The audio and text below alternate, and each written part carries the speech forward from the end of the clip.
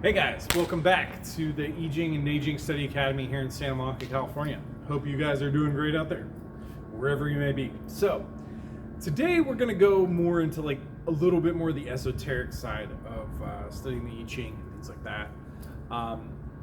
Dr. Wu kind of prefaced this by saying there's many ways in terms of life to create blessings for ourselves.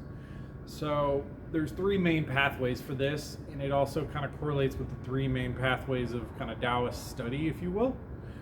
So one of the pathways is the I-Ching pathway, and they kind of consider that the highest pathway, which is blessings from the heaven down to the human, and then from the human, the blessing goes down to the earth. The second form of blessing is the I-Ching pathway, which I guess they consider like kind of the second most important or second highest ranked, which is blessings that go from the earth up to the people and then up to the heavens. And so he also talked about how, certain cultivated trees can help with this, spiritual masters, things like this can help with these types of blessings. But the third pathway is based on the art of war, which may seem a little counterintuitive. You wouldn't think of art of war and blessings. But through that theory, what you're really looking at is the theory revolves around the fact that humans created the heavens and the earth.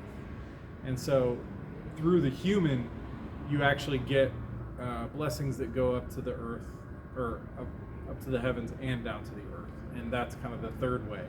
And he also talked about, the need to study these three sectors for differing purposes. So for your overall life path, he said it's important to look at or consult the I-Ching or the I-Ching. For your career and for your kind of day-to-day activities, it's important to consult the I-Ching, or what people commonly would refer to as the Yellow Emperor's Classic. He basically said that even though this is a medical text, all of it has kind of a direct translation to day-to-day life. Because there's the theology in Chinese culture that if you can't be the prime minister, then you should be a doctor. And so there's kind of like a linkage there, because the human body and the universe have a lot of relation. So, but then third, he said when you're looking at human relationships in terms of like your marriage, family, kids, things like that, you want to look at the art of war from Sun Tzu. So all three of these things have a very dynamic potentiality in many different ways, and different ways that you consult them each. But that was his general message there. He also talked a lot about. Sorry, quick edit there.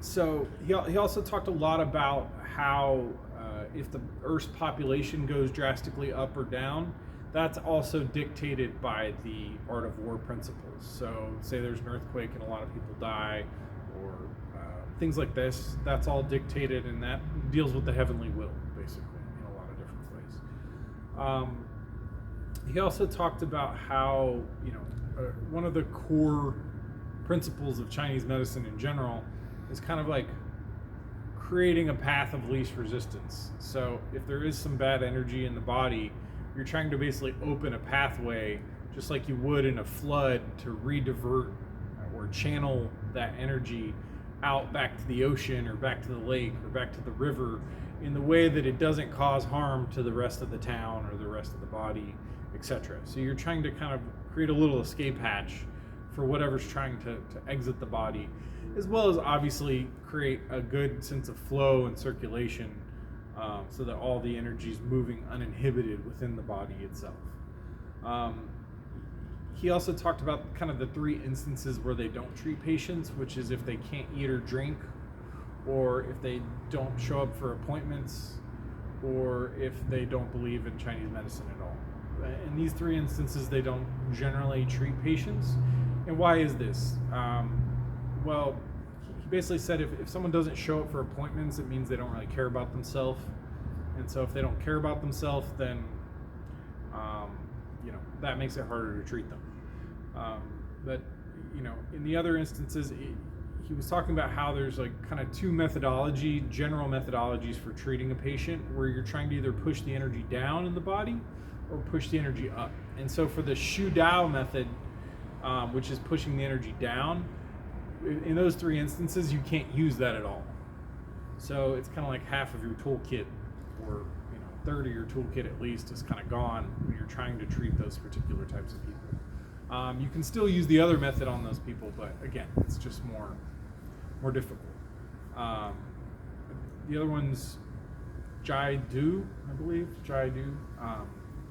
So that's where you're pushing the energy up. So, again, these are some kind of more advanced philosophical concepts that he went over, but hopefully it's very interesting to all of you. It was definitely fascinating to me, and hopefully something you can get something out of, and tune in some more videos. So if you like this type of stuff, please send it out to your friends and try and spread the deeper parts of Chinese culture out there, in the sense of